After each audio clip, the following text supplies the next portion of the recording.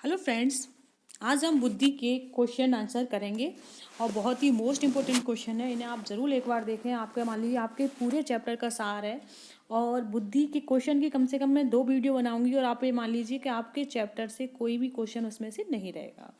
तो चलो देखते हैं।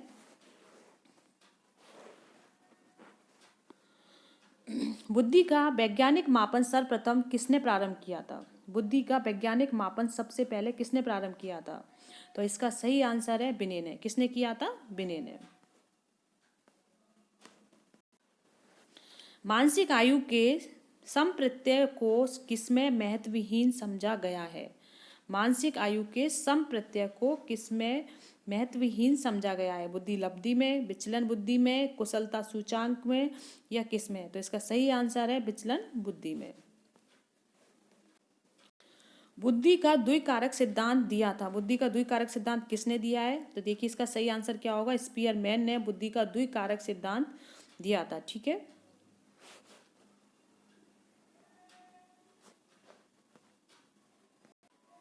बुद्धि का स्रोत है। बुद्धि का स्रोत क्या है?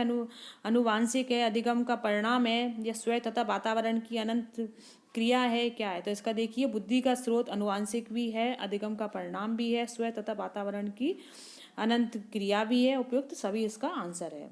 नेक्स्ट देखिए, थॉर्नडाइक ने बुद्धि का कौन सा सिद्धांत प्रतिपादित किया है? थॉर्नडाइक ने। तो थॉर्नडाइक का सिद्धांत कौन सा है? देखिए एक कारक सिद्धांत किसका था? बिने का था। द्विकारक सिद्धांत किसका है? स्पीयरमैन का। और बहुकारक सिद्धांत किसका है? थॉर्नडाइक का। नेक्स्ट देखते हैं,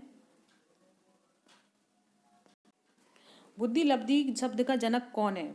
बुद्धि लब्धि शब्द का जनक कौन है?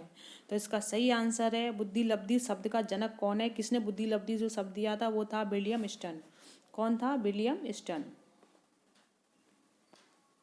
बुद्धि लब्धि सूत्र पूर्ण रूप से किसने दिया था? तो देखिए बुद्धि लब्धि सूत्र किसने दिया था? टर्मन ने दिया था। ठीक है। किसने दिया था सूत्र? टर्मन ने दिया था ये। गिलफोर्ड ने बुद्धि का कौन सा आयाम नहीं बताया है?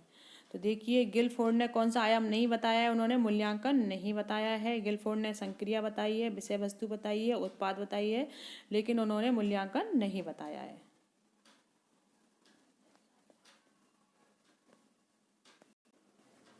एक बालिका की मानसिक आयु 10 वर्ष है और वास्तविक आयु 8 वर्ष है। तो बालिका की बुद्धि लब्धि कितनी होगी? बताइए आप। तो देखिए बालिका की बुद्धि लब्धि कितनी होगी? 125। कितनी होगी? 125।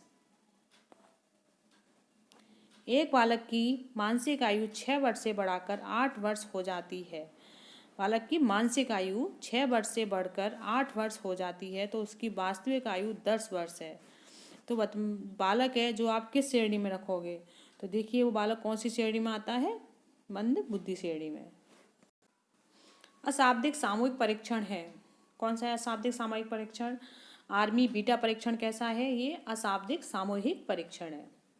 जलोटा ने परीक्षण दिया था। जलोटा ने कौन सा परीक्षण दिया था? बताइए आप।